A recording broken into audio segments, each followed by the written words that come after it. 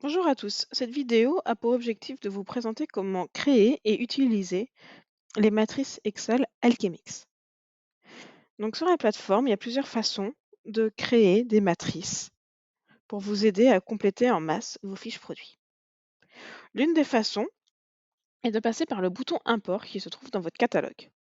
Il faut cliquer sur ce bouton et vous voyez que vous avez 3 étapes pour renseigner ces fichiers Excel. Donc la première étape est de créer la matrice. Il faut cliquer sur ce bouton. Et à ce moment-là, vous avez plusieurs options de création de matrice. La première est de passer par les attributs demandés par le distributeur. Donc si par exemple vous avez plusieurs produits qui vous sont demandés par un distributeur en particulier, comme par exemple Carrefour ou Leclerc, à ce moment-là, vous pouvez sélectionner le ou les distributeurs qui vous demandent ces fiches. Et comme ça, vous avez la liste de tous les champs qui pourraient vous demander. Et comme ça, vous avez un fichier Excel dans lequel vous avez tous ces champs regroupés et vous pouvez les compléter pour tous vos produits. Sinon, si vous avez juste quelques champs à compléter sur vos fiches produits, vous pouvez utiliser l'option Une liste d'attributs personnalisés et de cette façon, créer votre propre matrice avec les champs que vous souhaitez compléter. Donc là, vous allez sélectionner cette option et ensuite vous allez pouvoir rechercher les champs qui vous manquent. Donc par exemple, vous souhaitez renseigner le poids net sur toutes vos fiches. Donc vous pouvez taper le mot-clé poids et sélectionner le champ poids net. Il vous faut également renseigner le libellé commercial long sur vos fiches. Et ben, vous pouvez tout simplement taper le mot-clé libellé et retrouver le champ et le sélectionner.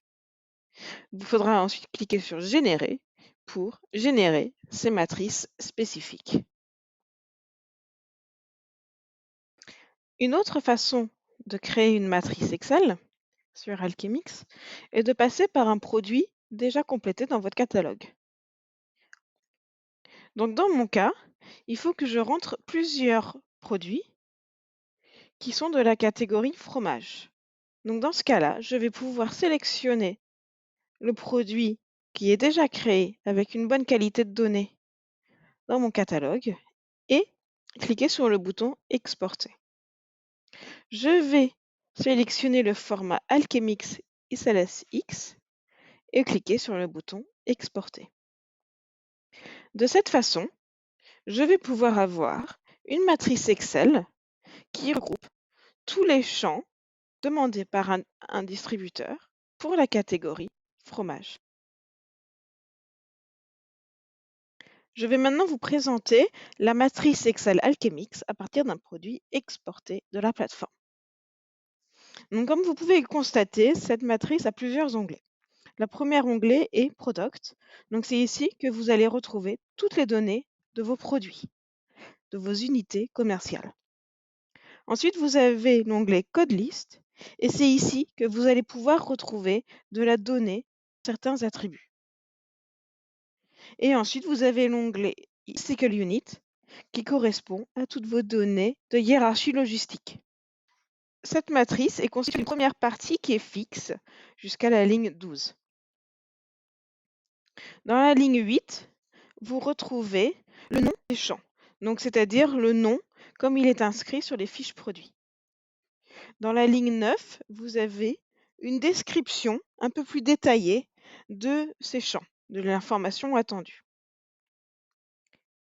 Ensuite, dans la ligne 10, on vous précise l'attribut de ces champs.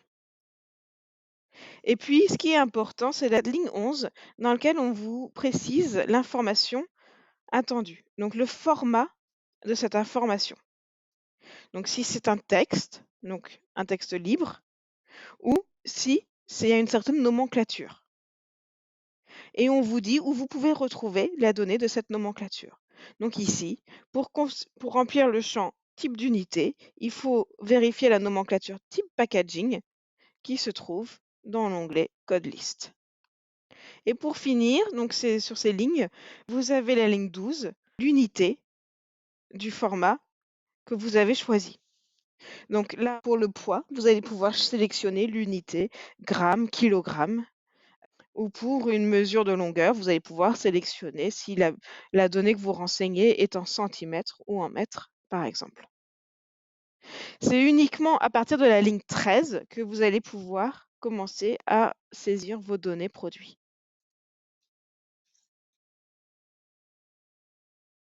Je vais maintenant vous montrer comment compléter cette matrice.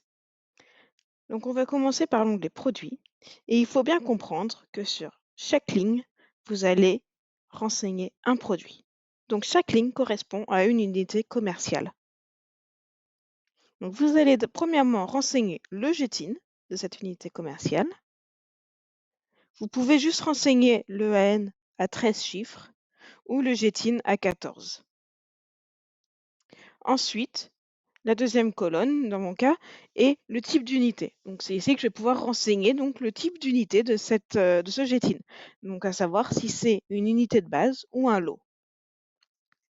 Donc comme vous voyez, dans la ligne 11, on me dit de me référer au type de packaging dans le code list. Sinon, j'ai un raccourci. Si vous cliquez sur cette cellule, vous voyez que j'ai une petite flèche qui apparaît ici et je peux cliquer sur cette flèche et découvrir donc tous les types de packaging qui me sont proposés. Et donc dans mon cas, c'est une unité de base, donc du coup, je sélectionne unité de base. Dans le type de catégorie, pareil, dans la ligne 11, on me précise qu'il faut que j'aille voir la colonne Kinds dans l'onglet Code List. Mais pareil, je peux retrouver cette catégorie par une petite flèche et un menu déroulant direct. Donc je vais pouvoir compléter toutes les colonnes les unes après les autres de cette façon, en respectant bien le format qui m'est indiqué dans la ligne 11. Donc là, par exemple, pour les allergènes, je vois que c'est un texte et du coup, je vais pouvoir renseigner mes allergènes sous forme de liste. Donc lait, rajouter œufs comme allergène, etc. Je vais faire un point du coup sur les colonnes qui ont une valeur qui peut être modifiée, par exemple le contenu net. Là, l'unité est en grammes, mais si jamais je souhaite la renseigner en kilos ou en litres, etc., je peux choisir l'unité. Et si jamais, dans tous mes produits que je vais renseigner via cette matrice, eh ben, j'ai plusieurs unités pour le contenu net. Donc, par exemple, j'ai des fromages dans lesquels je renseigne le contenu net en grammes et pour d'autres en litres, par exemple. Et ben à ce moment-là, je vais dupliquer cette colonne parce que je ne peux renseigner qu'un seul type d'unité à ce niveau-ci.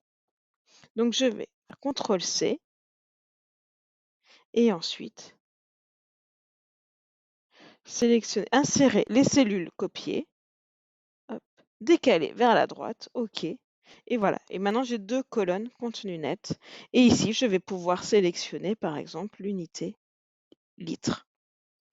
Donc pour ce produit, je vais laisser la case vide. Et par contre, pour mon produit suivant, qui est un contenu net en litres, eh ben, je vais laisser cette case-ci vide et compléter celle-ci avec un volume, par exemple, de 2 litres. Donc, vous allez pouvoir dupliquer des colonnes de cette façon. Par exemple, là, si je continue sur mon fichier, je retrouve le champ Contact. Donc, si je souhaite renseigner plusieurs contacts, je peux tout à fait dupliquer les colonnes Contact afin de renseigner autant de contacts que nécessaire. Il en est de même, par exemple, pour l'information des labels. Si jamais votre produit a plusieurs labels, et ben à ce moment-là, vous allez pouvoir dupliquer la colonne label afin de renseigner autant de labels que nécessaire.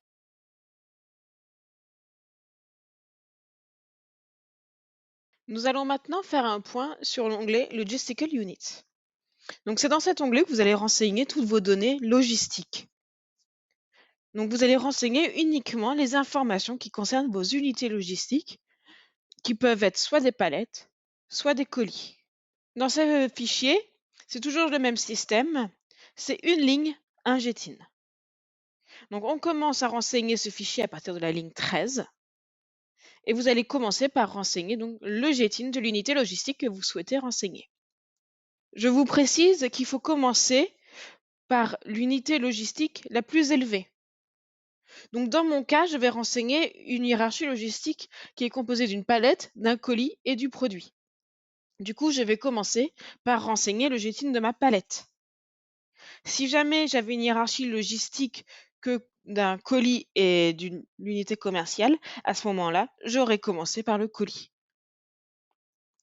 Donc ici, je vais renseigner donc, le GTIN de ma palette et renseigner du coup le type d'unité de ce GTIN. Donc ici, je vais sélectionner palette. Dans cette ligne, je vais ainsi renseigner toutes les données qui concernent cette palette. Donc les données de poids, les données de dimension, etc. Je renseigne toutes les colonnes pour enfin arriver à la colonne produit contenu. Donc c'est ici que je vais pouvoir préciser le GTIN, le produit qui compose ma palette. Donc dans mon cas, c'est un colis, donc je vais renseigner le GTIN de mon colis et le nombre de colis qui composent cette palette.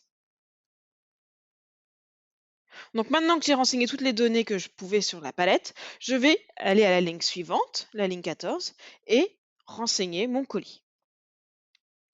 Donc du coup, je renseigne le GTIN de ce colis, je sélectionne le type d'unité, colis, et je vais renseigner toutes les informations de mon colis, les dimensions, le poids, etc.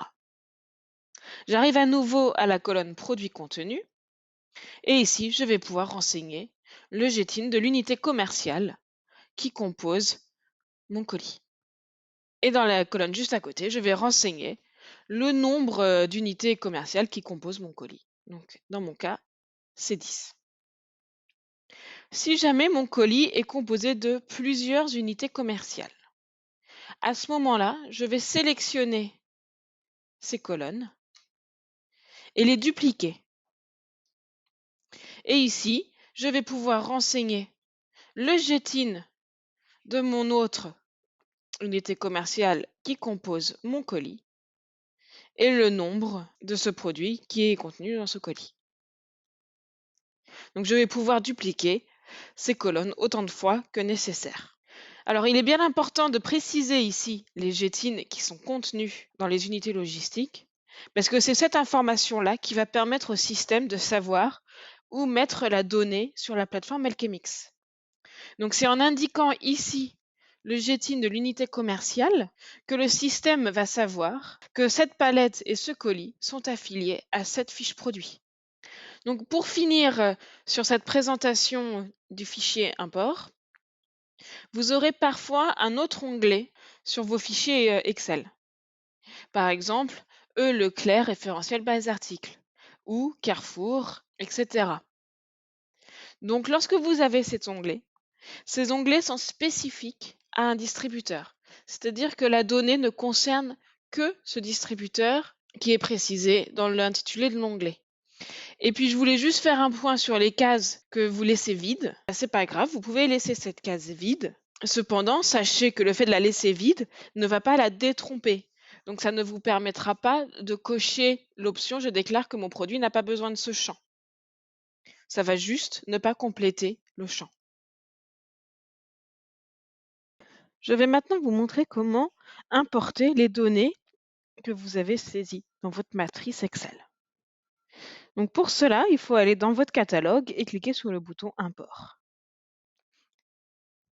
Donc on a réalisé la première étape, on a créé la matrice, donc soit en cliquant sur Créer votre matrice ou sinon par exportant un produit dans notre catalogue.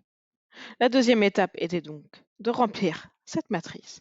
Et maintenant, on est à la troisième étape qui va nous permettre donc de retrouver notre fichier dans notre ordinateur. Hop, je sélectionne mon fichier et je clique sur le bouton Import. Le système va alors lire ligne par ligne les produits que j'importe et me donner leur statut. Donc là, je vois par exemple, j'ai 2 produits qui ont bien été importés. Par contre, j'en ai un qui est en erreur. Et j'ai la raison de l'erreur. Donc les colonnes produits contenus dans l'onglet Logistical Unit doit contenir un GTIN des produits enfants. Donc j'ai une erreur sur mon fichier. Je vais retourner dans mon fichier, compléter la donnée manquante. Donc là, on m'a dit que c'était dans le Logistical Unit, produit contenu, et effectivement, j'ai cette case qui est vide. Donc, il faut que je précise le GTIN qui compose ma palette. Donc dans mon cas, c'est mon colis qui est ici. Donc hop, je reprends le GTIN. Je remplis cette case et je vais enregistrer cette modification. Je vais retourner sur la plateforme et essayer d'importer mon fichier modifié.